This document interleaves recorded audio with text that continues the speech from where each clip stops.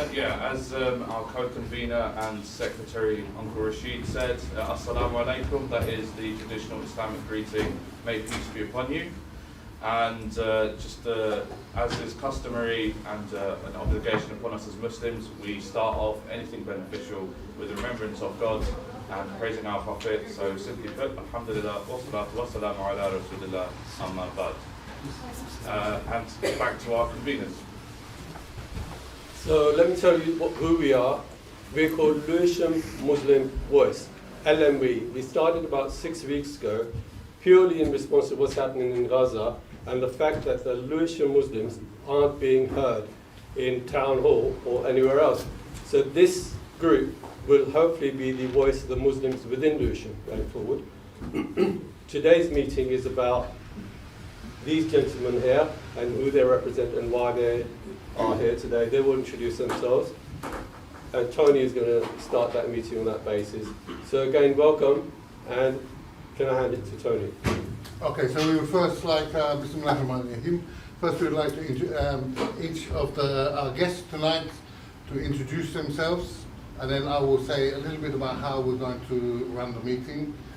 So first I'll introduce myself. My name is Tony. I'm chair of the Lewisham Muslim Voice.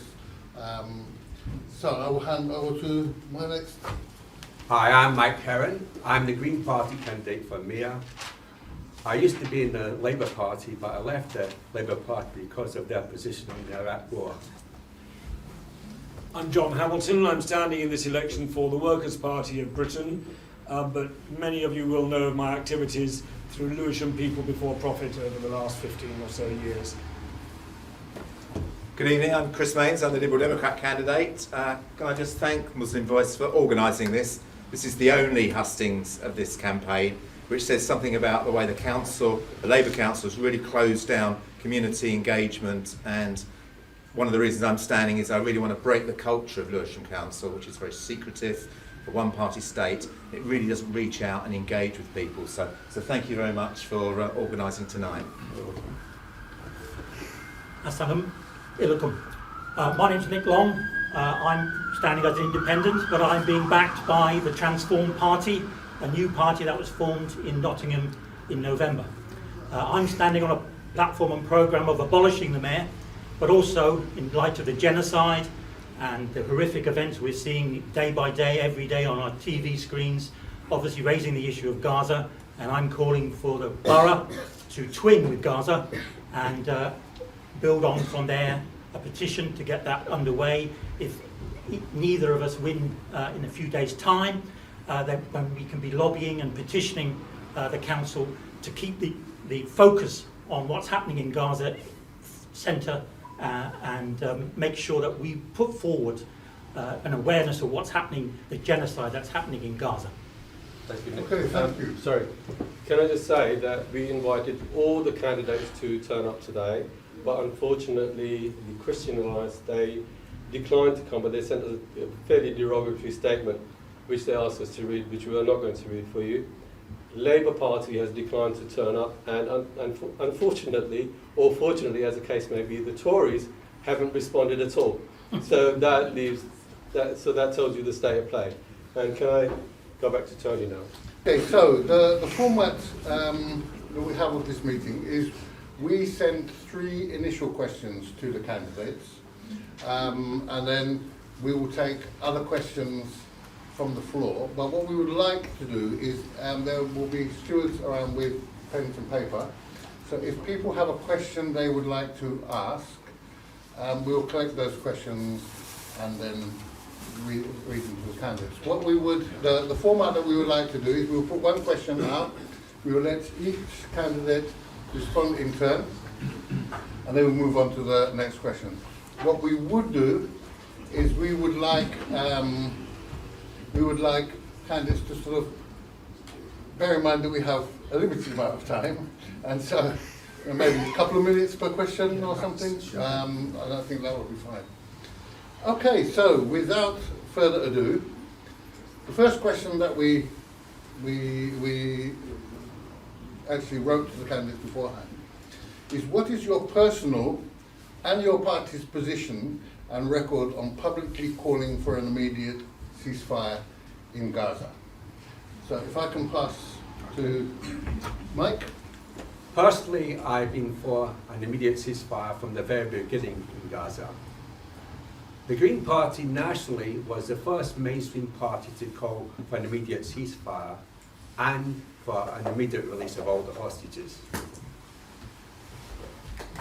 Yes. John. We should change the order for different questions, shouldn't we? Yeah? Okay, we can start from that end. Yeah. Okay, yeah. Workers' Party of Britain is for self-determination for the Palestinian people. It feels that there should be only a single state in what's known as Palestine for Jews and Arabs to live in equality in a secular state. And therefore we completely condemn the Israeli aggression against the people of Palestine. The people of Palestine have the right to resist occupation. This is a right under the Geneva Convention, and that is all they have been doing to try and liberate themselves from over 70 years of occupation by Israel. Therefore, of course we don't think there should be a war. Of course Israel must stop fighting and stop murdering innocent people, and a ceasefire should have come into effect the moment Israel started the aggression. It should have been enforced by the United Nations, because Israel flagrantly disregards United Nations resolutions and has done for decades. That's also my personal view. Thank you, John. Thank you very much. As many of you will know, that the Liberal Democrat spokesman is Layla Moran, who herself is Palestinian. I think she's the only member of House of Commons who is from Palestine, I've got a Palestinian background. And because her own family have been involved in Gaza, I think she's been able to make quite passionate pleas on the humanitarian problems and issues that have been arisen around the Israelis' act of aggression. Clearly, we need to get the 200 hostages from the 7th of October released. And I think we should remember that these issues did not start on the 7th of October. There has been awful treatment of Palestinians imprisoned in Israel for many months, many years, and that is part of the issue here. We as a party have been calling for a bilateral ceasefire. We are desperate for the Red Cross to be allowed to get into Gaza and for aid to be there. I'm very pleased that today Ed Davey, our leader, has been calling for sanctions against some of the Israeli politicians who are perpetrating the war in such an aggressive manner and will clearly need to be held to account.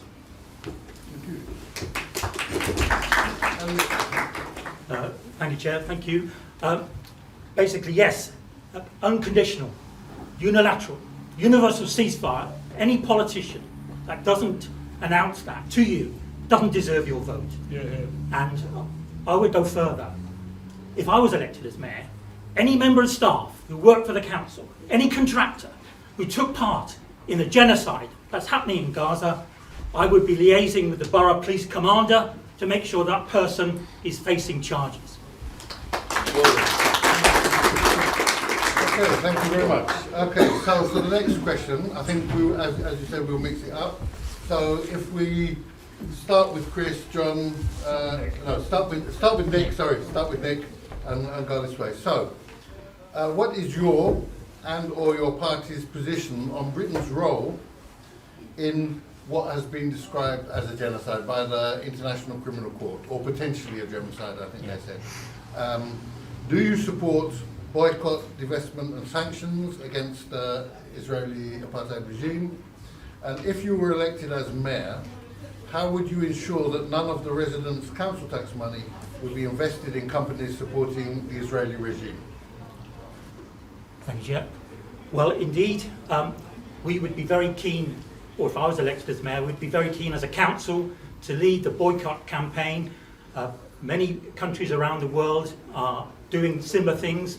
This right-wing Tory government, I believe, has introduced legislation that makes that difficult. But I would certainly want to explore how we could take that forward.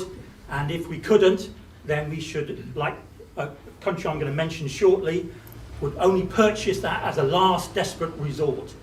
So we would be in the forefront of leading that campaign. The International Court of Justice is actually calling for Israel as a case to answer.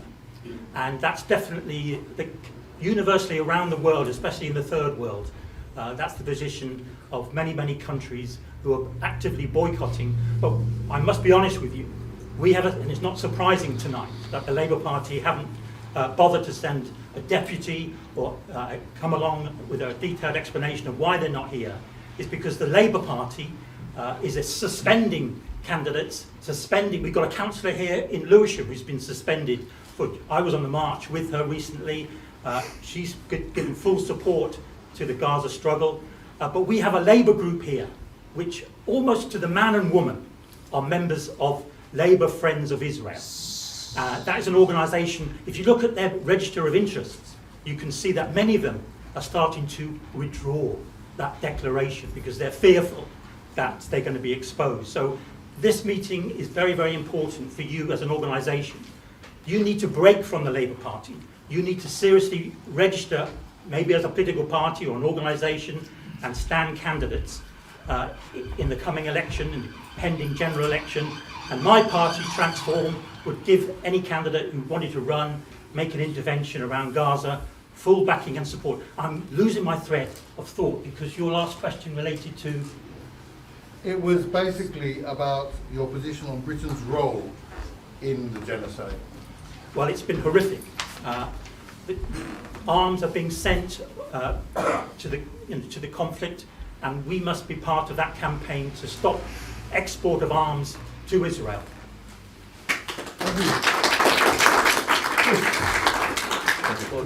Well, as I said earlier, Ed Davey has today been calling for sanctions against individual members of the Israeli establishment who are perpetrating a lot of the awful atrocities.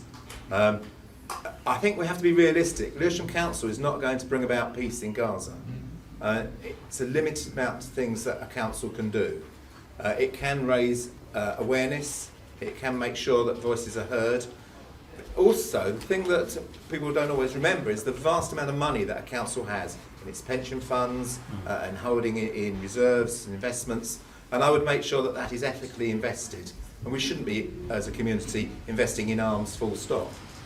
And certainly not investing in companies that are selling arms to the Israelis at the moment. Thank you. Well, you may have heard of George Galloway. He's the leader of the Workers' Party of Britain. He's standing for election in Rochdale today. Let's hope he becomes an MP and really puts that in focus. But you may also know that there was something called a convoy to Gaza about 20 years ago, maybe even more than 20 years ago now, which George was part of. And I think that shows the party's record on that. I myself, I run a choir. We sing several songs about Palestine, and one of them is the boycott song, which we sang up at Crystal Palace Friends of Palestine the other day. So encouraging ordinary people to boycott Israeli goods. And certainly I agree with Nick and with Chris that if I'm elected as mayor, I will make sure that there's nothing invested in Israeli companies in the way of the council's pension funds or other investments that they have. There may be something I missed there. Was there anything about arms? Well, only. Sorry, it's my long-winded questions, but it was only about your position on Britain's role. Yeah, Britain has been supporting the Israeli army. That's not you and me. It's not any of us here. It's Sunak and Starmer, and there's quite a few people in Sunak's cabinet that have personal connections with Israel. Grant Shapps is the defence minister at the moment, having gone through various different jobs. Britain is supplying, through British Aerospace, important parts of the F-35 fighters that Israel is using. There are reconnaissance flights being taken off with British planes from Cyprus to aid the Israelis. And in many respects, British law itself is being broken by sending arms to a war zone. And yet they just flout these rules with impunity. Thank you.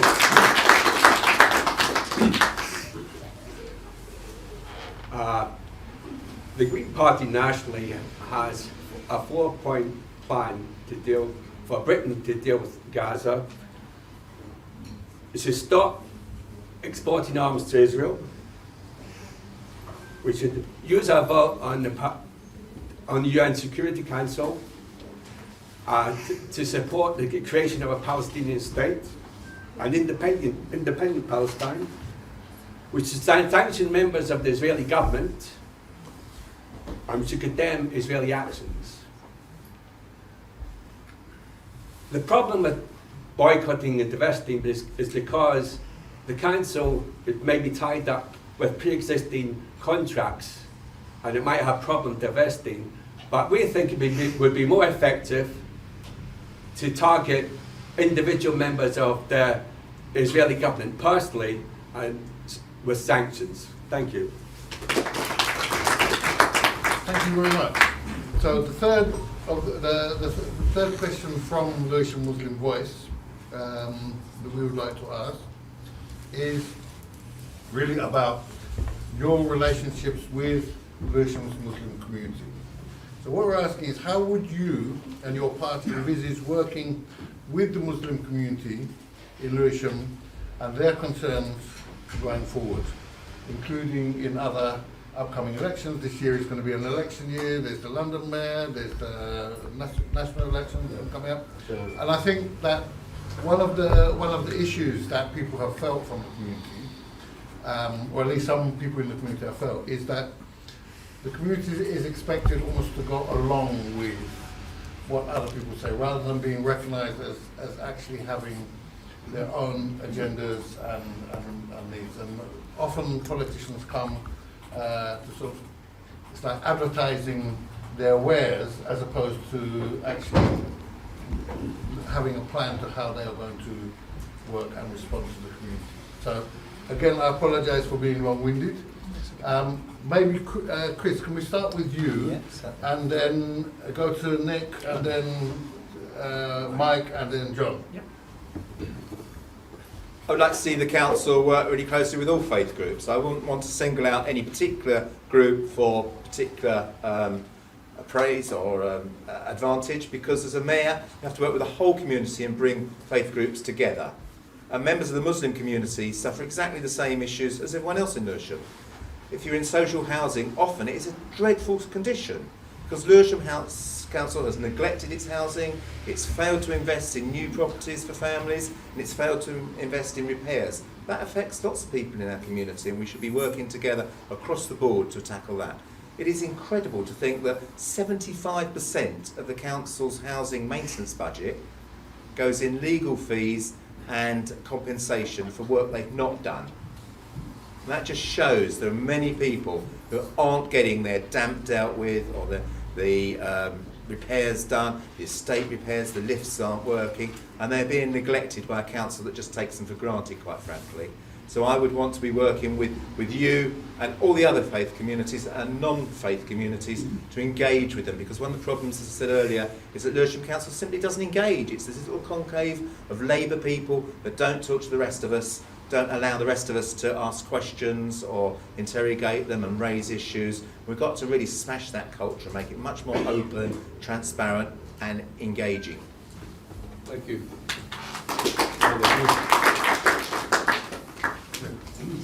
Thank you, Chair. As a candidate, I've got to be very careful about receiving money, but it doesn't stop me from giving money.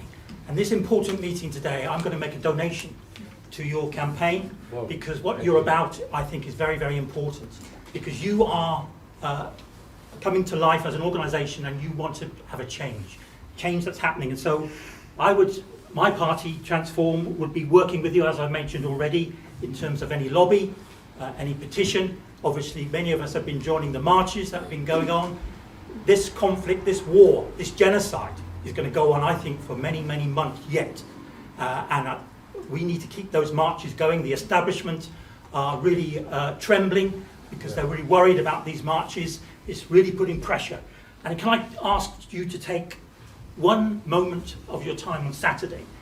There's a conference, a very important conference. Many of us will be going on the march, but if you can send representatives to a conference on Saturday at Mallet Street, and it's called No Ceasefire, No Vote, and it's bringing together the Muslim community around the country. What's not being told is that across the country, Labour are losing control of many, many councils. Oxford, I believe, Bradford, many others where councillors have resigned and are standing as independents. So I would strongly urge you to think, to contemplate and discuss the possibility of standing maybe independent candidates in the coming election, so you can keep Gaza front and centre. Thank you. Thank you. The Greens would welcome the opportunity to work with the Muslim community. We know that housing and social housing is a bigger issue for the Muslim community than the rest of the borough. And we also know that education and safe education and a strong education is important for the Muslim community. We hear you and we're listening and we want to work with you. Thank you. The Workers' Party of Britain has worked for a long time in predominantly Muslim areas. You'll probably remember that George Galloway has previously represented areas with a high Muslim vote, probably because of his support for Gaza and Palestinian rights in the past. I'm no exception. I'm not a Muslim, I'm an atheist. That might put some of you off, but I'm honest about it. I work with anybody in Lewisham, and I think my record is good on that. And I would welcome initiatives from Muslims, just as from other parts of the population of Lewisham. Thank you. Okay, so those were the questions that we had from ourselves as Lewisham Muslim Voice. What we would now like to do is, if those people who have pads, to go around. If you have a question, there's a... I've got some questions. Okay, you've got some. If you can bring the questions that you have got up. If anyone's still writing them, just keep your hands up and I'll come and collect them. Yeah. If anyone So we'll have some wants to questions write from the one, floor. just keep your hands up, I'll bring some paper. While you're doing that, there's a couple of questions that have been sent to us already. I think one of them may have been covered already by the answers in the last one. Okay, thank you. But I will read one of the questions that we've had from the floor already. The Prime Minister described peaceful protesters as a mob and extremists to intimidate and threaten MPs, disrupt their events and disturb council meetings, stoking the flames of Islamophobia, which has risen by 335% from the 7th of October. How will you combat discrimination which may arise by comments made from the government and opposition? So let me say that again. So basically, we have all heard in the news that there's been comments from leading politicians describing all the Gaza marches and everything like that, which have been overwhelmingly peaceful. Many people here have been on them, as being a mob, as being extremists, and that language, we believe, has caused an increase in Islamophobia. And so I suppose what we are asking you is, how will you combat that discrimination that is generated by the use of that language? Does that make sense? Clear? Yeah. Okay, so let's see. Okay, let John go first. Yeah, I've been on most of the marches in central London. I was amazed when Suella Braverman first claimed they were hate marches.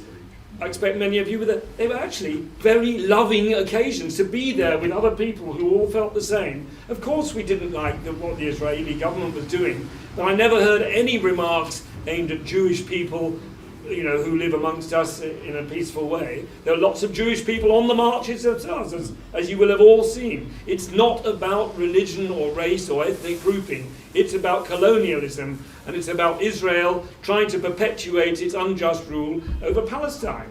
And this is the last-ditch attempt, I think, by some of these conservative and probably other politicians to try and demonize us, the ordinary people of Britain. I mean, I've been out on the streets with these leaflets, you've probably seen me, and I'm sure the other candidates have felt the same reactions. Nobody supports what Israel is doing. Nobody agrees with Labour and Tory refusing to call for a ceasefire. Ordinary, decent people of Britain don't want to see innocent men, women and children starved to death, run over by tanks. To say this is that we are behaving like a mob is just complete lying. And of course it's propounded by the Daily Telegraph, the Mail, and some of those other newspapers who don't actually go on the marches, and their readers don't go on the marches, so they believe this kind of propaganda.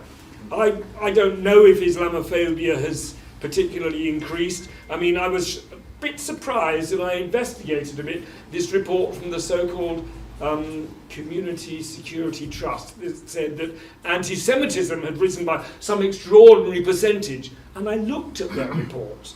I looked at it. And there is one, this is according to a Zionist organisation, there was one instance that they found of a Jewish person being physically assaulted. One. Now, of course, that shouldn't happen. But most of these alleged anti-Semitic incidents, they listed one. It said a car drove past a synagogue with Palestinian flags out of the window. I mean, this is probably some Zionist, Israel-loving person saying, he looked at me in a funny way and I felt threatened. It goes down as an anti-Semitic event, probably in their list. I don't really, I mean, maybe you do have, maybe some of you as Muslims do have instances that you've personally witnessed of people being directing hatred against you. I wonder, though, I mean, possibly this is an exaggeration as well. I don't think I answered all parts of the question. Sorry about that.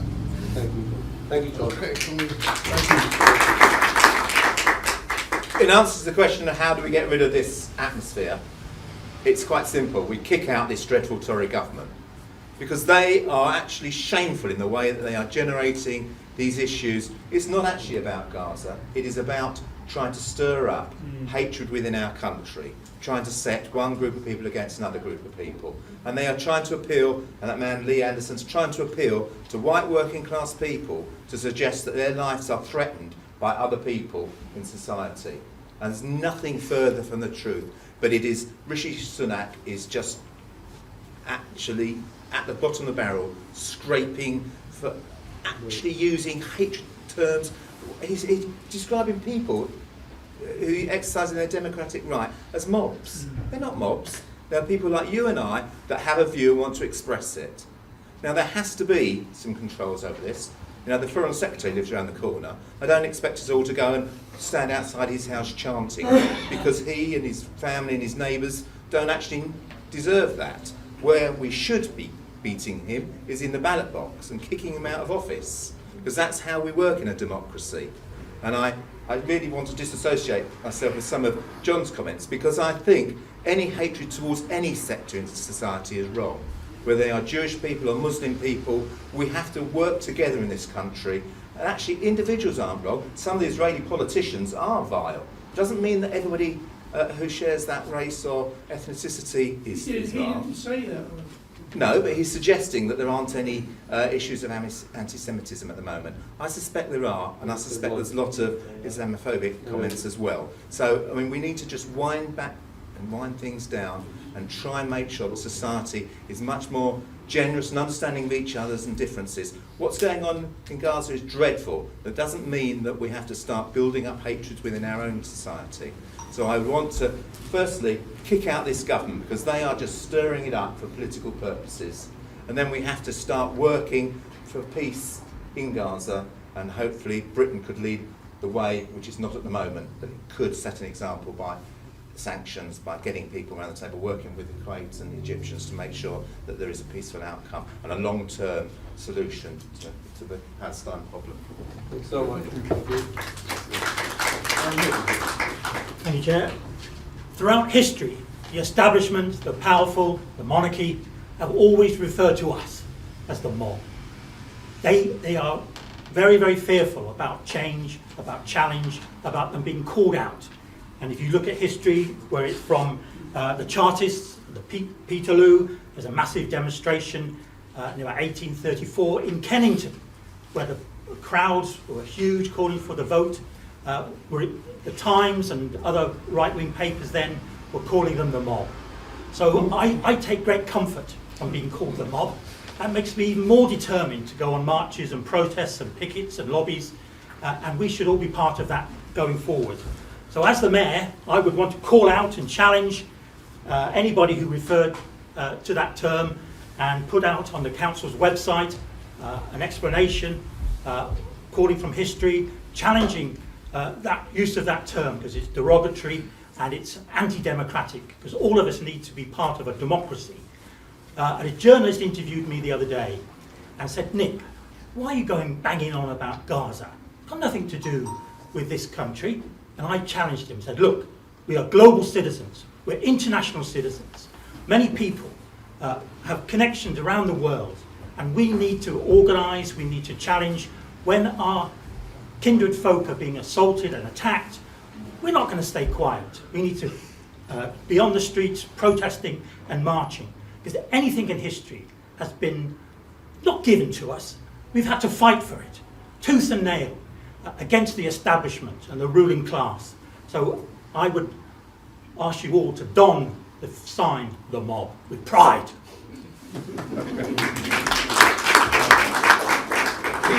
Peaceful protest is a central right of democracy. If you don't have peaceful protest, then you are no longer a democracy. We should condemn every incident of Islamophobia whenever it arises, but equally we should condemn every incident of anti-Semitism whenever it arises. We should treat both of these problems equally. Thank you. Okay, thank you very much, and thank you for all the questions that are put in. What I will try and do is possibly amalgamate some questions, and some questions might be answered already, or will be answered there. And we also have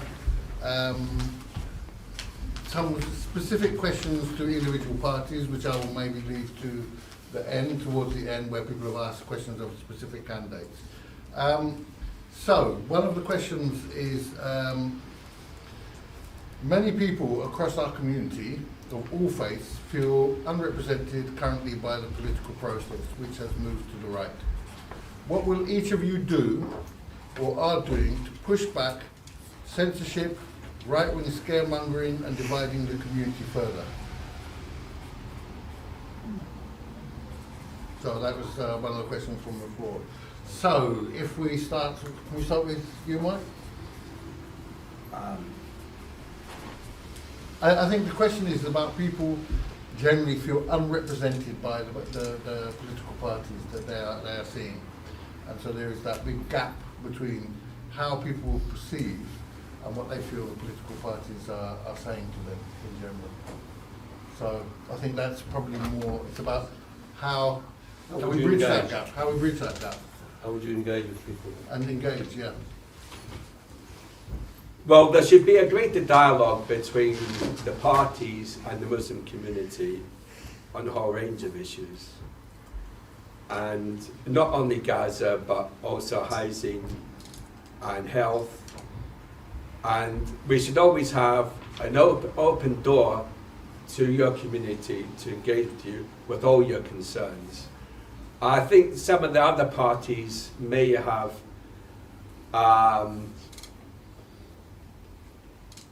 downplayed their relationship with you, but the Green Party, we welcome an engagement with you. Well, I think one of the big problems is that this borough at the moment only has elected politicians from the Labour Party. There's one independent because she was expelled from the Labour Party. And that's been the case for quite a while now. Actually, way back in 2006, we managed to elect a council which only had half the representatives from Labour. Lib Dems had a lot of councillors, Greens had 6, 2 Socialists and 2 Conservatives. And but since then, it's really just become a one-party state. So, of course, we feel unrepresented. If you didn't vote Labour, then you don't have someone that is part of, that you voted for. One of the answers to that is a different voting system. In Northern Ireland, you may well know that there was a lot of discrimination against Roman Catholics for decades, and so when the new system was evolved, they used single transferable vote. And now everybody, almost everybody can say, yes, I voted for that person who got elected, because it's a fairer way. It's used also in Scotland, a form of that, and in some other countries around the world. It means that you rank the candidates 1, 2, 3, 4, 5 when you go to vote. You don't just put 3 crosses. In 2014, when People Before Profit, my party at the time, was very active, I got 28% of the vote in Telegraph Hill, but I didn't get elected. And I mean, if we looked at those results there, where I think Labour had all the seats bar one, I may be wrong about that. If we looked at it, actually, People Before Profit would have had 7 councillors. I think Lib Dems would have had 8. Conservatives would have had about 5 when we looked at the results. It would have been a mixture. We would have had proper debate in the council chamber. Mind you, the mayor still would have had all the power. Councillors have no power. See my manifesto for that. And Nick as well agree. I think we all agree on getting rid of the mayoral system here. But, you know, how can people feel represented if when they vote, their vote means nothing? That's why so few people do go to vote. What is the point of going to vote, really? Unless you want to vote Labour in this borough. Thank you. Thank you. Yes, John is right, and the question is right. People are disengaged in this country because of our electoral system. In Lewisham, about 50% of the people voted Labour last time, and with 100% Labour council. There's no diversity there at all. Down the road, in perhaps, you know, deepest Kent, you have councils which were totally conservative, but the whole community is not conservative. And you do need variety, diversity, and a bit of opposition to improve decision making. And nationally, our electoral system is corrupt, and we need to really reform the whole of our political system. A lot of concern is given about, you know, the right-wing press in this country. People talk about the Telegraph and the Daily Mail. I don't think many people buy these papers. I don't think anyone actually reads the Daily Mail or the Telegraph. The trouble is, when you turn the radio on, BBC are always telling you what they're saying. We're not a right-wing country. The values held by the vast majority of people in this country are not those of the right-wing press. And we should actually just ensure that we don't get obsessed. And hopefully a general election will come soon, which will kick out the current right-wing party. Just hope it's not replaced with another right-wing Labour Party, who appear to be just totally beholden to these press barons that no one else takes any notice of. But I'm actually quite confident that if we can change our electoral system, the people in this country are very moderate, generous, actually quite left or centre, and want to create a much more caring society, which we can do once we reform the system. Thank you, Chair. This election will be the first time, all of you, when you go to vote, you're going to have to produce photographic ID.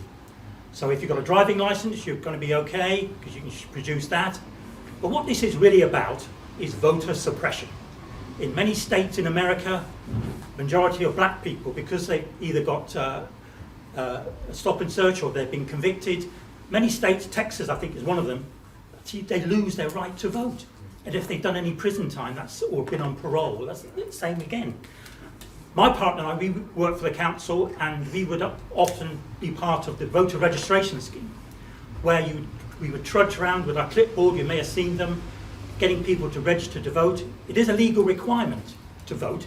I think only one of the West London councils have ever prosecuted anybody for not registering, because it's to do with the jury service and having a fair and balanced jury. But in some countries, in some states in America, there's open registration. You turn up with some photographic ID at the polling station, you can be given a ballot.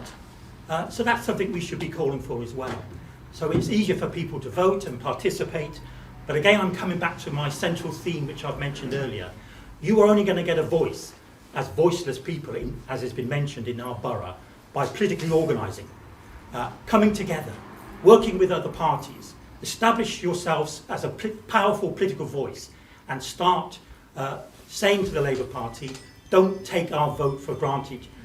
On Gaza, you didn't even call for a ceasefire. You suspended Labour councillors across the country. Even a Jewish councillor in Lambeth this week has been suspended. So their position is appalling. They don't deserve your vote. You need to organise.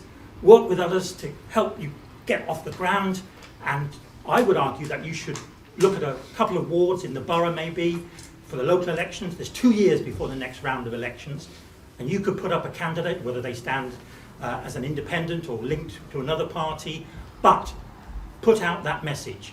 You didn't vote for a ceasefire, you ain't going to get our vote. Well done. Okay, obviously we know that many of the local Labour MPs and some of the councillors are affiliated to Labour Friends of Israel.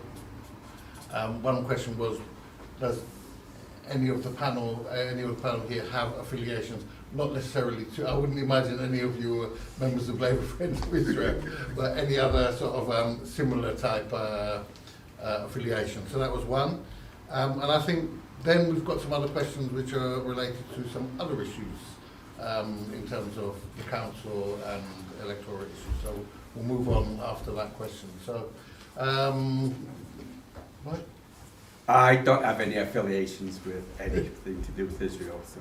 Okay, thank you. No, does the party though, sorry, that was my question, does the party have any? The Green Party does. As far as I know, it does not. Well, I'm a member of the London Clarion Cycling Club. I don't know if that should be declared. Thanks for your declaration. I sing in the Strawberry Thieves Socialist Choir, as I've mentioned, and I very occasionally have played in the Big Red Band along with John Claydon, who's in the audience here, and that's a left-wing choir, left-wing band we play at May Day. But I don't have anything to do with any other political organisations, and as far as I'm aware, the Workers' Party of Great Britain is not part of any of those kind of extra parliamentary kind of things that MPs often like to be part of. Thank you.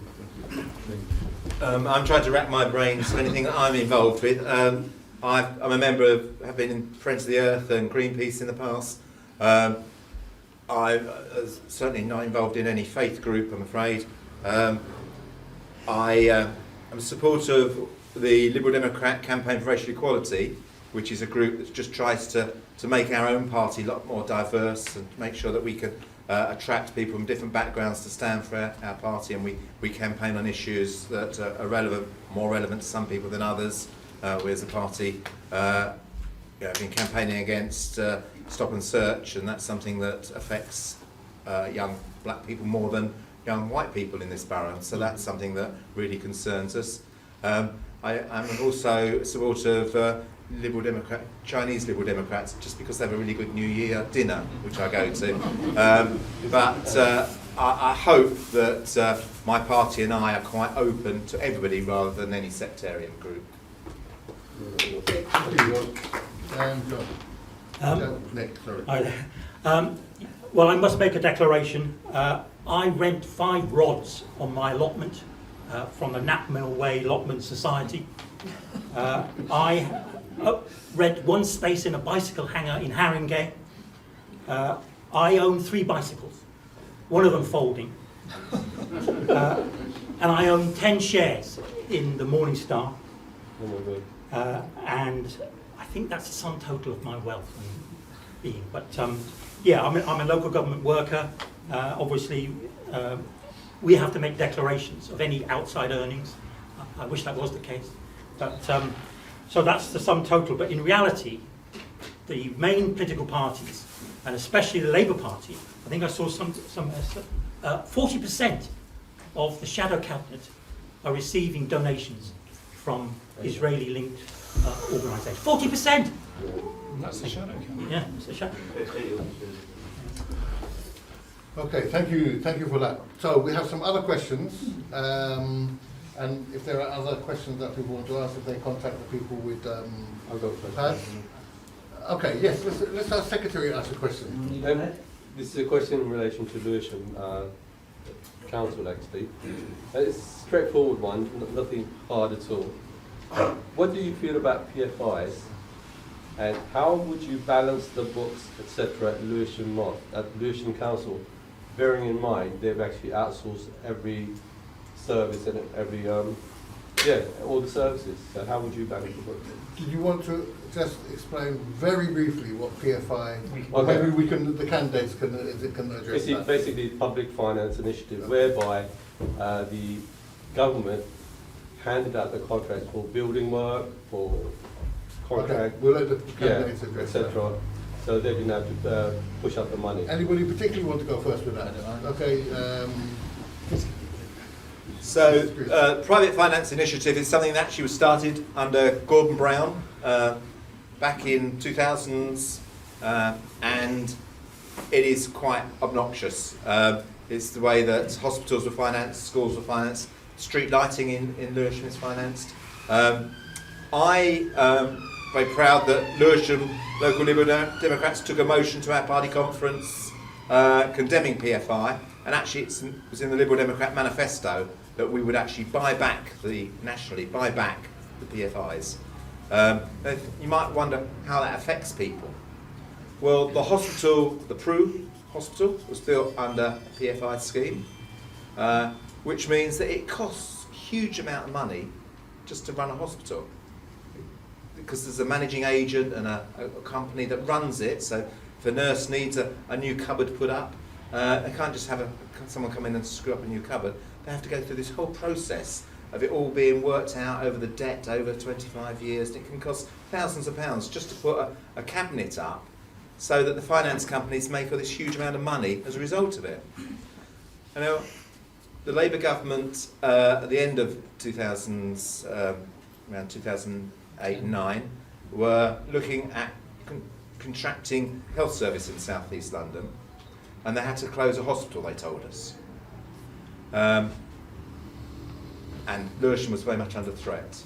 Lewisham actually has a PFI wing on the top, and that actually saved it, because the hospital they closed was the one hospital that didn't have any PFI, which was Queen Mary's in Sidcup, because they couldn't afford for the financiers to suffer. Totally regardless of how the patients would react and who needed the hospital. It's all down to whose money it is at the end of the day. So PFI is quite, it's disgraceful. We should not be financing, it's like a big public mortgage that you're financing today's services by putting off the cost over 30 or 40 years. Lewisham Council have gone down that route, and you can't just overnight stop it, but I would certainly as Mayor work to bring services back in-house and make sure that we finance stuff differently. You know, we could have bonds, we could raise money from the community to build stuff. We could actually, like a building society, build homes by borrowing from the community to build, rather than get people in the city to finance it and then take all the benefit. So I think it's a wrong way of financing public services, and it needs to be curtailed. Thank you. thank you. Nick, you have your hand up next. Yeah, for many years I represented Unite the Union, and many of our members worked for some of the contractors, road maintenance and some of the leisure services, and they were very exploited. Any shop steward who raised issues of health and safety would be threatened and intimidated. So as a mayor, obviously like other candidates here, I would look to bring services back in-house. That has started to happen. The housing department has been brought back in-house. They're now back in the town hall. But a few months ago, I was contacted by my regional organiser. And he told me, Nick, do you know that Lewisham is on the brink of bankruptcy? Not days, weeks, but hours. So this authority, it's interesting that we haven't got Brenda Dacres here tonight. We could put that question directly to her. But as you've heard in the news tonight, many local authorities are on the financial precipice. And one of the reasons why is homelessness. So I would be arguing for more people to be made, temporary accommodation is one of the reasons why people are struggling, but ending the use of bed and breakfast, the phenomenal cost. But there's one organisation which is running care homes in this borough. I can't possibly name them, but we used to have local authority care homes. But this organisation has virtually got a monopoly, and they are stinging this authority massively for care costs. And that's homelessness and care costs, two of the reasons why local authorities are going bust. And it's one of the reasons why I wanted to leave Lewisham and put the arguments around homelessness and housing, but also bringing back in services, bringing back in-house all the services that used to be. I mean, I work for North London Borough, and it's a different culture. Virtually everything is still, it's quite remarkable, is still in-house. And everybody works together. There's a comradeship and partnership with the trade union movement. Lewisham, some years ago, we had a leader of the council. His name now escapes me. Dave Sullivan. But he's very similar to a guy called T. Dan Smith, who was corrupt and was involved in contracts and building houses. Get Carter. If any of you want to see a good film before you die, Get Carter. And they film it in a multi-storey car park, one of the scenes in a multi-storey car park, which T. Dan Smith took backhanders from because of the contracts were going out to private contractors. So services in-house, health and safety, unions recognised, that's the way forward. Not this externalising anything that moves. That was the culture of Lewisham. Well done. Yeah, well, Nick and I worked together in People Before Profit for a long time about bringing services back in-house, but to come to the PFI part of it, and Chris, did you know, actually they were started by Tories. First PFIs were very small contracts under the last days of the John Major government, but it was Labour that really brought them in. Now, when I heard about PFIs, I thought, but that can't be good value for money. You know, taking the example of the two hospitals, £210 million it cost to actually build the two hospitals, Greenwich and Bromley. Do you know what the repayments are spread over 25 years? 1,200 million. And if you look on my website, johnhamilton.org.uk, there's an excellent explanation of PFI, a lovely infographic. It shows how much the cost was for Downham Leisure Centre and pools, or the various different school programmes that this borough asked for through PFI. How much has already been paid back, and it's already more than the cost in I think all but one of those cases, and how much the total is going to be. Now, I think it was Chris said we can't change it overnight. We can, if you elect me, almost overnight. You have to be radical about this. You all know the concept of a loan shark. I hope nobody's used the services of a loan shark. This is legalised loan sharking at the interest rates that's being charged. Have you ever heard of something called odious debt? It means if some nasty ruler of some country or borough enters into a contract which impoverishes its citizens because of the repayments, but they weren't consulted, and was anyone here consulted about the street lighting contract going to Skanska for £90 million over 30 years? No, we weren't. Bullock never put that on his manifesto when he said he was going to be elected. So odious debt means if I'm elected as mayor, I will simply say, we're not paying. We will not pay anymore. You have to take us to court, and then there'd be a test case. It's all very well these boroughs saying we'll renegotiate it, but that still leaves the upper hand with the loan sharking bankers, doesn't it? If you've already paid the money 3 times over, why should we pay any more? Nick's quite right. Lewisham is on the verge of bankruptcy, and partly for the reasons he's given on contracting out, and that should be ended, and I would end that too, but also PFI. It's horrendous. Look at the website and look at the graphs. Thank you, John. Thank you. The problem is that the council is not getting enough money to sustain services because government keeps on cutting it. There's not enough. There needs to be a reform of the whole taxation system in this country, and the Green Party support a wealth tax, so that those who are rich who can afford to pay, they pay their fair share to restore the social fabric of the country. So we need to start taxing the rich to ease the burden on the poor, and so we need to have more money coming in so that we can invest that in services in this Lewisham. Thank you very much. Thank you. A question has come in relation to youth clubs and community facilities. What most people will have recognised that this has been severely cut in Lewisham.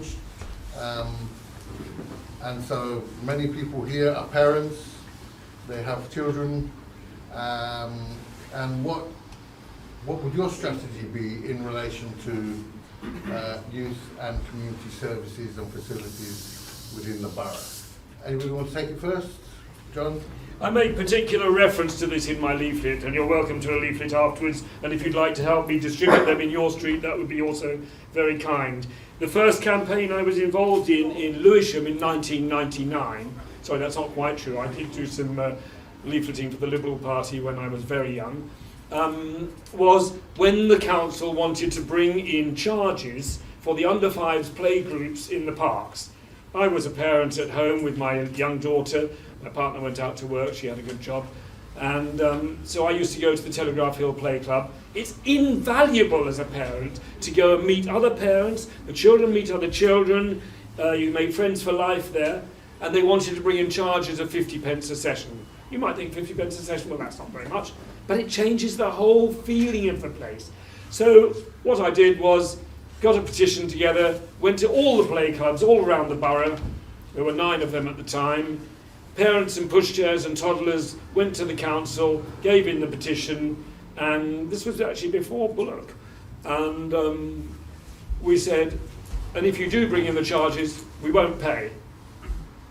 And they didn't bother. They didn't try and bring them in. You have to be firm.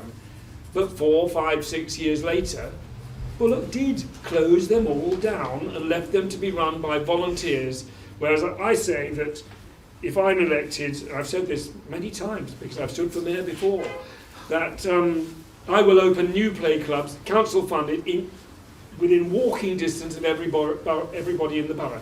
If you're a parent in a flat, it's rainy, you haven't got a garden, you'd go mad.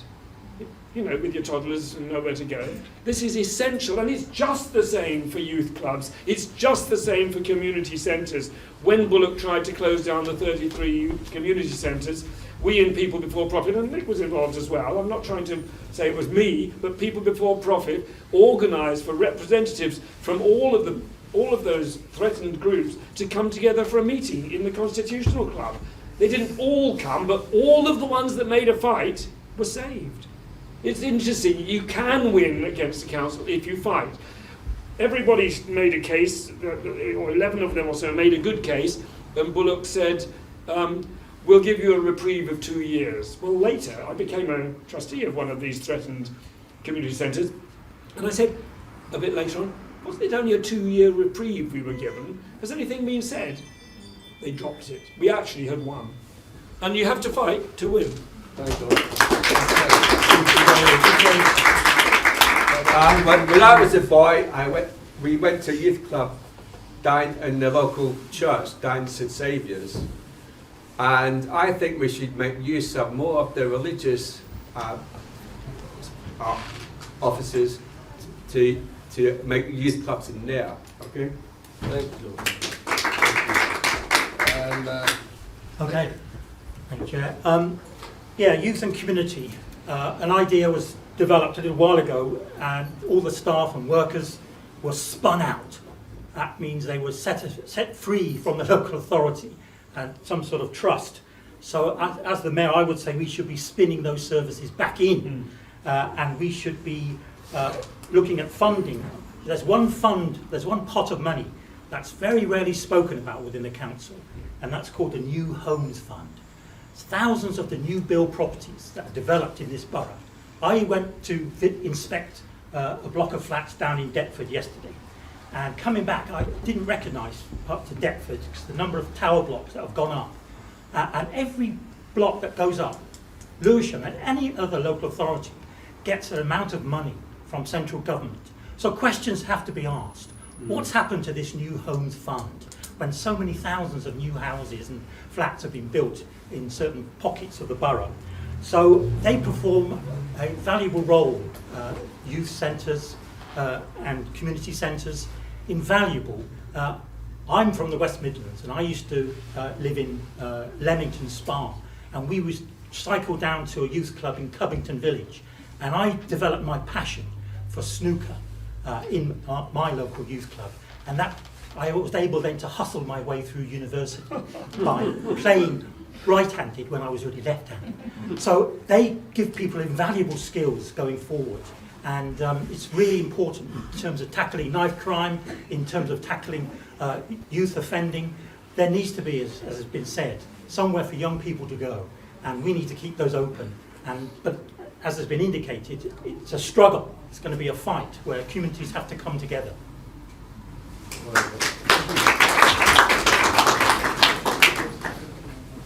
It's a very good question, because I think the whole need of community facilities and amenities are really important. And over the last few years, knife crime across London has not dropped. It's just fallen off from the media. And it's still a huge problem with young people feeling threatened when they go out on the streets. And we need to do a lot more to engage with them. I would like to see much more innovative things. We talk about a youth club, but actually, because that's what we did when we were young, is that really what's needed now?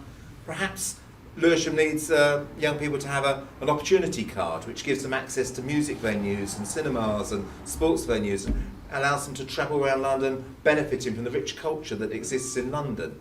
How do we finance these things? One thing that Lewisham is really bad at, and that is screwing down developers. These people are making huge amounts of money from building. Take the Gateway development around Lewisham Station. They should not only be delivering a lot more social homes, but they should be delivering facilities. They could be delivering a brand new library for Lewisham Town Centre, because they've got the planning permission, they're building all these houses. They need to give back something in the way of community facilities and amenities.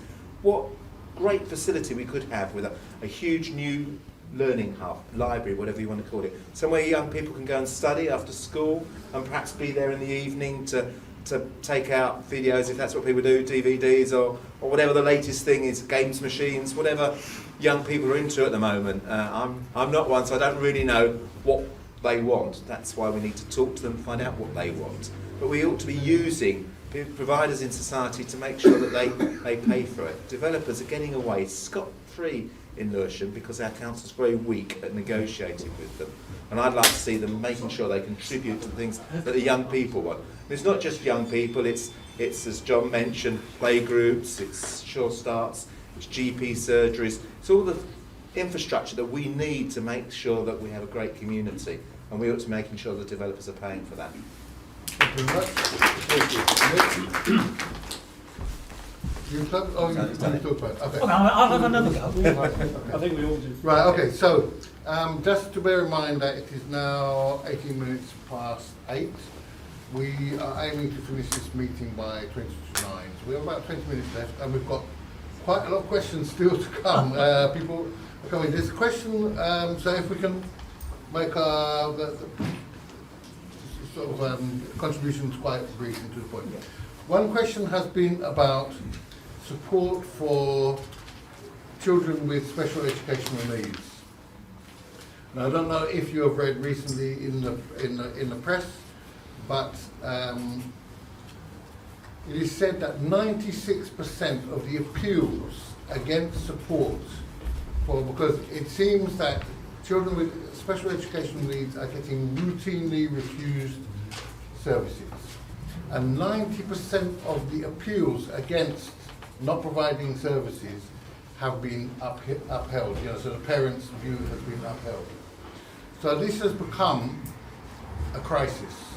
So it has now become a sort of almost a money-saving strategy, and not just in Lewisham maybe, but across that young people with special educational needs are not being given the services they need, and they're forcing parents into either going through the process of appeals or suffering because of not getting that support. So, any comments on services for special educational needs children? Yes, Chris. John has been plugging his literature. If you want to look at the Mayor's booklet, My Manifesto, you'll see that actually mentions special education needs, because I also mentioned that the culture in Lewisham is wrong. And for any parent that has a problem with their child, they have to go to war with the council. It really is a fight, and it is really distressing that a family needs to find experts and go to court and tribunals. And it shouldn't be like that. Your child should be assessed and their needs met. But in Lewisham, it's a fight. And that is wrong, because actually the stronger parents win, those kids whose parents aren't able to fight just fall by the wayside. So I would certainly want to ease the situation and make the whole system simpler. We talked about the finances in Lewisham Council. One of the problems is the cost of special education. Children with really severe needs, it's incredibly expensive.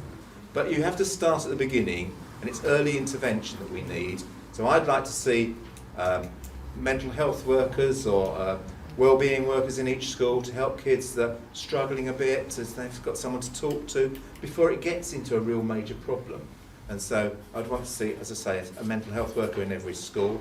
I'd like to see much more early assessments for children when they enter school. If they've got language difficulties, speech difficulties, that picked up as quickly as possible and dealt with. Because if that child has to wait and they just, this is what Lewisham do, they just delay it and delay it and delay it, and the kid can get into secondary school, still their needs not met, then it becomes much more expensive to try and catch up at the time. So it's early intervention and make sure that it's not a battle between the parents and the authority. Thank you. Any other contributions? Yeah, thank you, Chair. One of the reasons why it probably won't be the most popular view in this room, but I'm opposed to the Bakerloo line extension. And one of the reasons I'm opposed to that is because the Wearside depot, where special education needs transport is based, is going to be, do you know this? Going to be lost. That depot is going to be given over to a siding, and the council will have to relocate all its refuse service and its transport and bus systems for people with learning difficulties, special educational needs. So that's one of the reasons I'm worried about the Bakerloo line.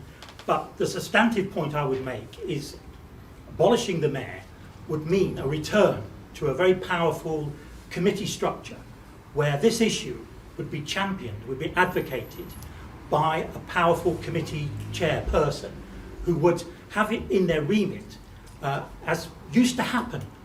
For example, we used to have a private sector housing subcommittee where we had specialist knowledge developed by councillors and especially by the chair and vice chair of those committees. They would be there to advocate for their services. And this is why it's so important to abolish this all-powerful, all-centralising. How can you possibly know every bit of legislation? I work for North London Borough and I've got what's called a permit. And when I put it out, it's about that long in terms of all the local authority legislation that impacts people's lives. So it was down to having a proper chair who can advocate for their services. So abolishing the mayor could be a key part of this strategy. Okay, thank you. Anybody else want to comment on special educational needs? Well, yeah, I don't think provision Nick in mentioned Lewisham? special educational needs very much, but I think what it sounds like, I used to be a primary school teacher. In fact, I was a nursery school teacher, one of the oldest nurseries in Britain, in Deptford, the Rachel Macmillan. And you need to pick up these things early on because parents don't necessarily know. I mean, it needs to be much earlier than is happening. It sounds from, I didn't realise it was such an issue, that, as Chris mentioned, and your questioner mentioned, that it's such a struggle. The council sounds as though it's just trying to fob people off. They should be there to support the children and the families from the very beginning and not make it a struggle for people who are least able to fight. Thank you. Well, I agree that early assessment of special educational needs children should be done and it should be supported all the way through the process, right the way through school. That's what I agree. Thank you. Okay, question here about housing. There's two questions actually, but I will try and put them together. One is about the appalling conditions in Milford Towers, and how would you address that, or what strategies you could think of addressing that. And the second one is about rent caps and out of control renting in the private sector. I think the last time I heard of one bedroom sort of studio flat in Lewisham is at least £1,200 a month. And so, yes, so housing in general, but specifically there was a question about appalling housing conditions in Milford Towers, which has had quite a lot of publicity in the press. And the second one was about rent caps and rent in the borough. Nick, you wanted to start off? Thank you. Again, if I can ask you Couple of minutes. to be quite brief. Okay. Right. I'm a housing worker and I inspect 18-metre storey dwellings dealing with cladding and issues like that, but also I'm a licensing officer, and I have, obviously, within dwellings there are 29 hazards, and damp and mould is highly scored, highly rated. And I've been carrying out some inspections. I went to visit Milford Towers recently and was taken round by the tenant activists and shown some of the squalid conditions. And I did a fire risk assessment. Following Grenfell, the fire safety order has been strengthened and people need to have proper security in their dwellings. People died in Grenfell because they didn't have a smoke seal around their doors, and fumes and toxic fumes got into flats. So I didn't find any of those deficiencies in Milford Towers, but what I did find is loads and loads of rubbish. And that was another contributing factor in Grenfell, was flammable rubbish not being taken away by the... So I've raised that with the fire brigade. I've raised it with a certain person called Fenella, who heads up Lewisham Homes. Haven't had a reply, wonder why. So I'm also going to do a report on another tower block. And they had a fire, Housing for Women had a fire 2 years ago. And I went to visit a block next door. And the same issue is there. Good fire safety, but loads of rubbish. Basic caretaking is not being carried out. So people are at risk. Rent caps, there's no power within the 2004 Housing Act to control rents. All Labour are saying is they're going to introduce rent caps. They're not introducing or reintroducing rent controls. Even in the belly of the beast, in America, in New York, they have rent controls. So we need rent controls, and that could be another campaign that we can be involved in together. Lobbying government, lobbying the council, and Sadiq Khan has made reference to rent controls, but there's no power to do so. And I don't think this government, many of them, are landlords themselves. So we've got to struggle. Specifically on Milton Towers, I know people there, visited flats there. The history is quite important, because one of the problems with Lewisham Council is that the last 5 years, nothing's happened. We've had 5 chief executives, a mayor that's gone off to do his own thing in another part of the country, and nothing's been driven forward.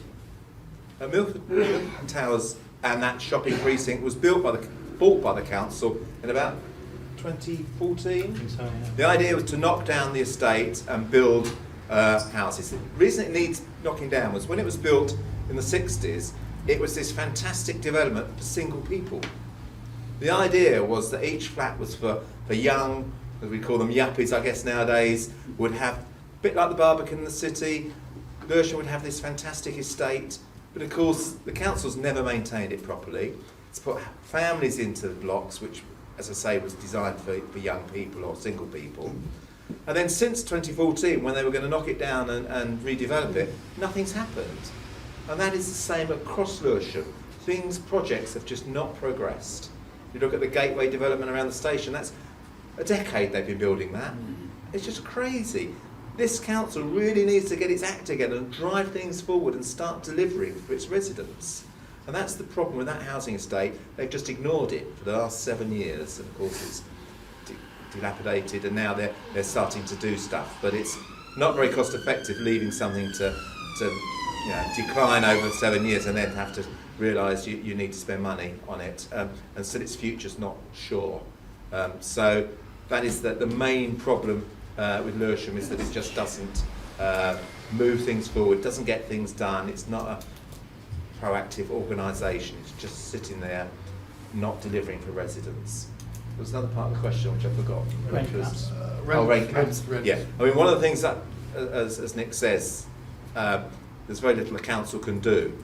We can, as he knows, look after the private sector better and licence them. I think Newham and places have done that, and we've had schemes here, but we need to be doing that. But we, as a community, need more family houses. All the tower blocks that Nick mentioned being built in Deptford are flats, 1 and 2 bedroom flats. That's not meeting the housing need of the homeless, the families in temporary accommodation. We need a council that starts telling developers that we need family homes and build family homes so that it helps as many people in temporary accommodation who've got children. We should be making sure our children are adequately housed as are their parents, because that's the way that they can thrive and make them proud of being in Lewisham. The Greens are one of the few national parties that has a policy of rent control. And when we get into power, when we get elected into power, then we will enforce that. Yeah, I'm not going to talk about Milford Towers, although that's what the question was. But I'm not disagreeing especially with Nick and Chris and Mike, but I wouldn't bother to talk to developers about telling them to make houses for families. I don't want developers involved at all. If you look at my leaflet, if you look at my website, you'll know how involved I was in housing campaigns. We built a little house on the town hall lawn and lived in it for a week. A house made out of estate agent poles and placards. Go and look at it, it's called the House of Cards. What the solution is the council, this is my view anyway, obviously not Damien Egan's or Brenda Dacre's, is that we should be having a direct works department. I remember saying this in 2006 when Bullock was sitting next to me at the Mayoral Hustings. That was in the days when Labour candidates did attend. And he said, what, you want to bring back architects? Yes, it's a council. It needs to build houses for people. Do you know it costs about £75,000 to £100,000 to build a house or a flat? And then you don't need to charge high rents. You charge proper council rents. And you get the money in even from the low, reasonable rents that covers the cost of building it. They've got land. There's still the land at Besson Street where we built an eco house, to shame them, but the land is still empty. And that's the answer. Don't let developers have the land. Don't just say, we don't want you here. We will build on this land and we will make it a self-sustainable model. You get the rent in, which covers the building of the next few houses. Okay, thank you. Okay, we are now at 8:30, and so what I would ask is finally to sort of have some concluding comments from yourselves. What I would say, we have a whole range of questions still. People have come in relation to Palestine. One is about what solutions would you put forward? So obviously, if there was a ceasefire, what would you suggest in terms of a solution going forward from a ceasefire? That was one. We've had questions about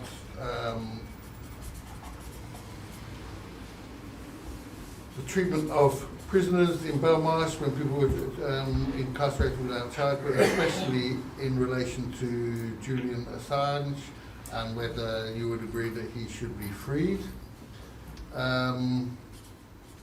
And I think the other question was really, as there is a real chance that none of you as candidates will be elected to the next mayor, what is your strategy going forward, and especially in relation to engaging with the Muslim community, in taking part with the Muslim community around support for Palestine? So I'm aware that some people may not have had their questions answered in full, but I would like to give everybody a chance to sort of do a summary and maybe say briefly why people should vote for you as opposed to anybody else, and then also let people know how to get more information on your campaigns. Yeah. So, Mike, you want to start? Sorry about the long, convoluted questions. Well, on Palestine, I think after the ceasefire, we need to put pressure on the British government, to put pressure on the Americans, to put pressure on Israel, to get a two-state solution finally, because America has been stalling for so many years because it views Israel as its main ally in the Middle East. And so we need to get a permanent two-state solution on that. Why, even though you're unlikely to vote for me as mayor, I think it's important to get the green profile out in this country and to engage with the Muslim community. So now we need to force those ties and greater, so that when issues like Palestine come up, we can make progress in that. Thank you.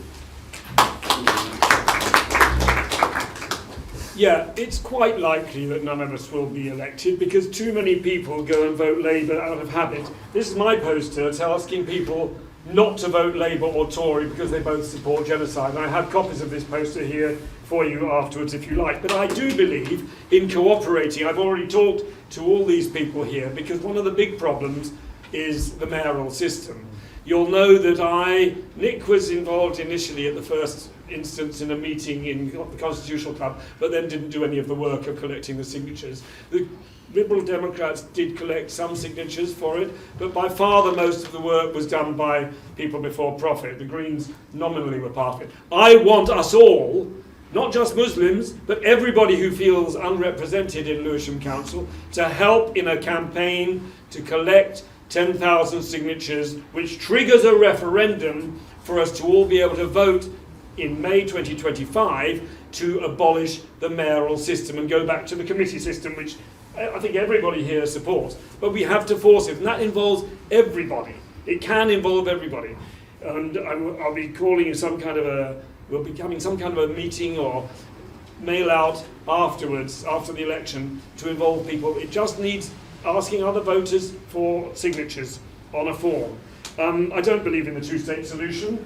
That is a recipe for disaster for Palestine, to continually be dominated by the powerful military and aggressive neighbour. I want a one-state solution, secular state for Palestine, and Israel has broken international law ever since its founding back in 1948, and I think really it's time for the global south, the countries that are not dominated by the USA and Zionist funding, to push through the United Nations de-recognition of the illegal state of Israel. You may be surprised at that, but it has no basis in international law because they didn't follow the precepts laid down by the United Nations resolution which allowed the two states to be founded in 1948. I won't take more of your time. I'd like you to get involved in my campaign. I hope you'll support me as the most radical alternative for this borough. While I have great respect for the other candidates here, and we actually get on quite well, I think. I didn't meet Mike before, but with Greens in the past, we've got on well together. But if you want someone that will actually deliver, vote for me.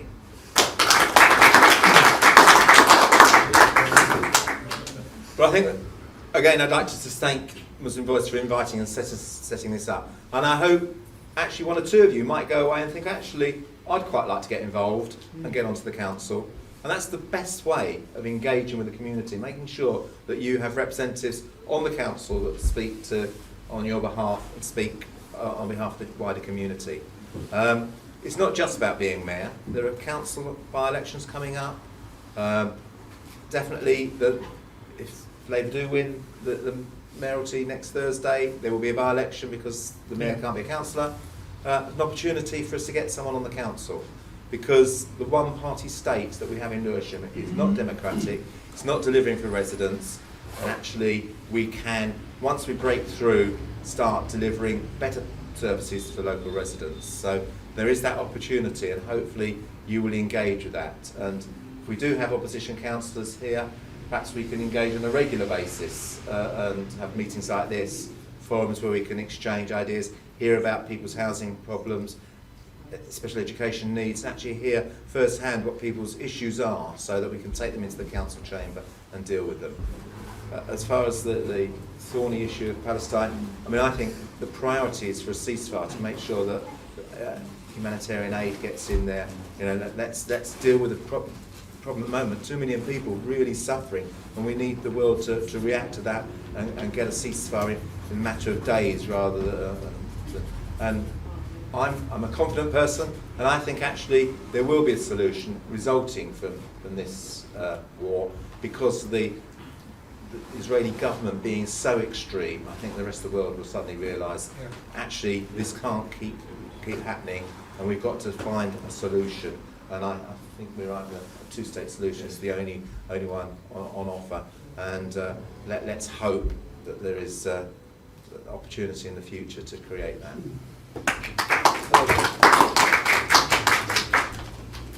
We have 30,000 dead people. We have a majority of them, 70% I understand, are women and children. We have many, many thousands, I would imagine thousands of people buried under that rubble. And twinning, we actually twin with Nicaragua, believe it or not. You don't know that, but that we are. So why can't we twin with Gaza and some of the cities in Gaza?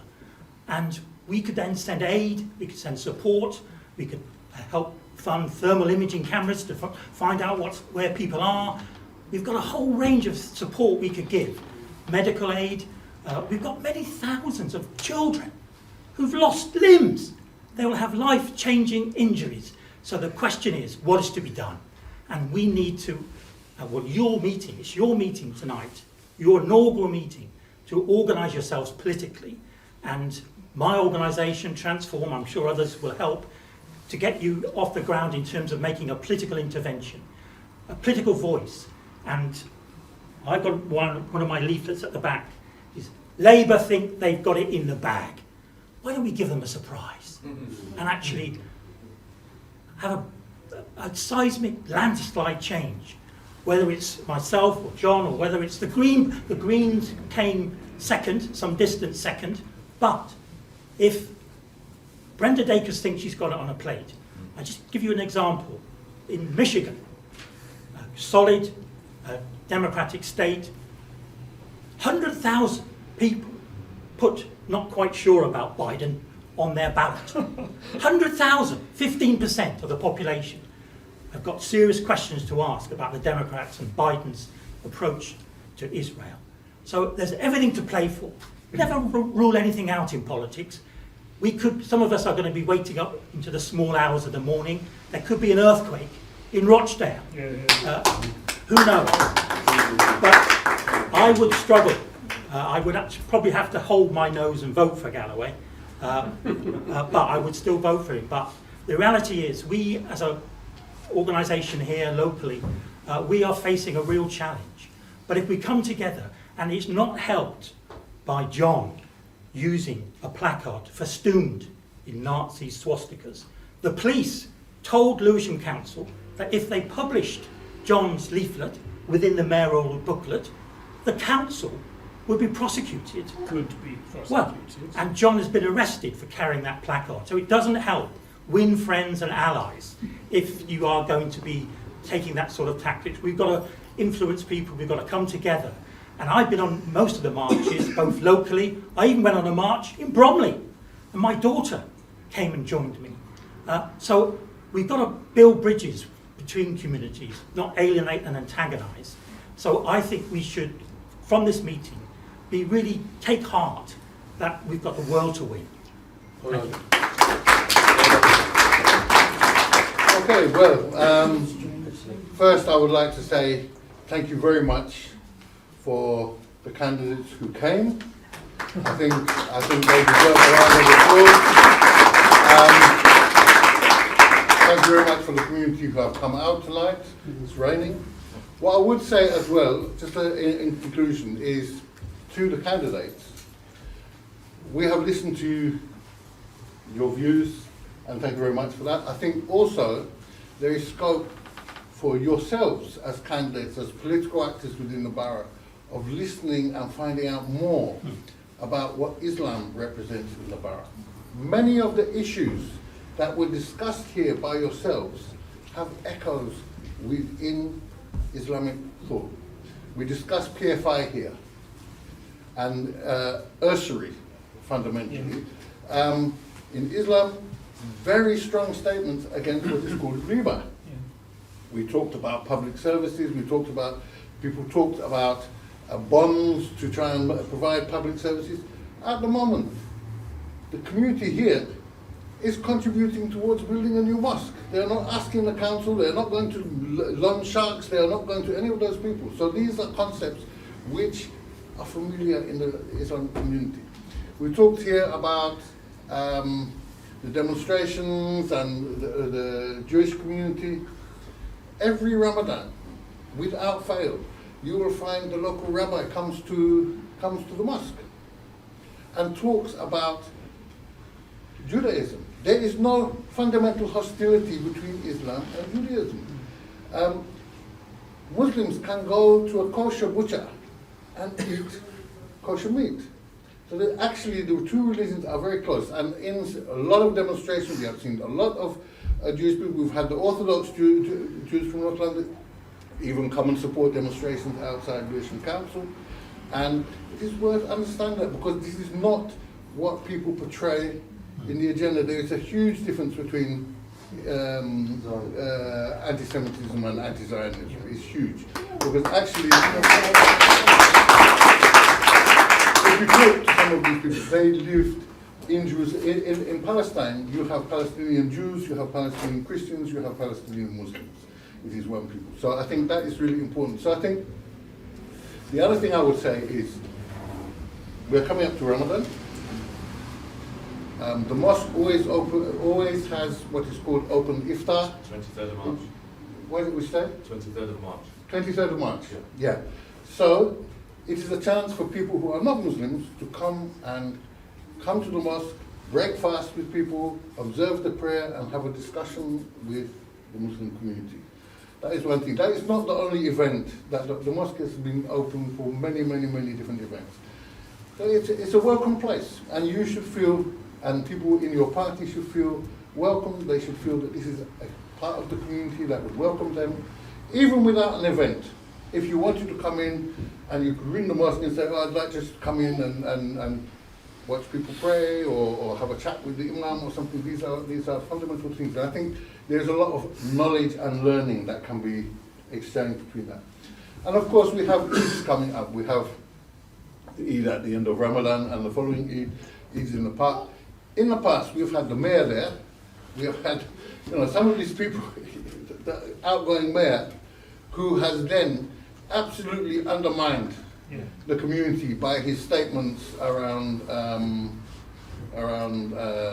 October the 7th and the website. And many people here have been to the council to try and get that changed. So that's all I would say in conclusion, is that this meeting, I would urge that this is a dialogue.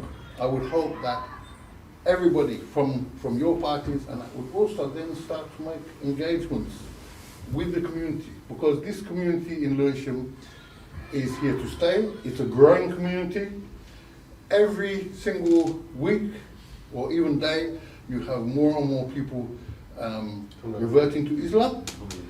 You now have, and you'll find that this is one of the most diverse Muslim communities probably in the country. Now, I think at the mosque, there was at one stage 3 Tonys. One of them, may Allah grant him Al-Jannah Firdaus, one of them passed away, but there are still 2 Tonys at the mosque.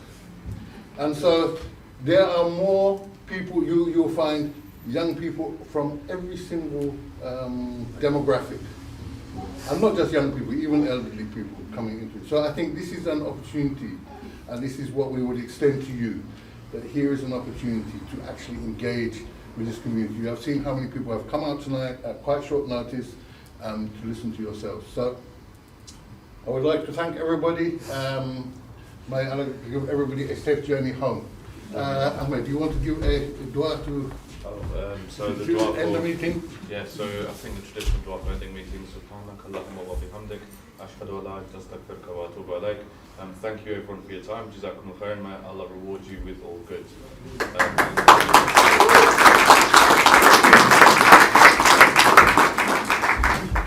Thanks so much for coming. Well, thank you. And thank you everyone. Thanks so much. Thank you very much. Thank you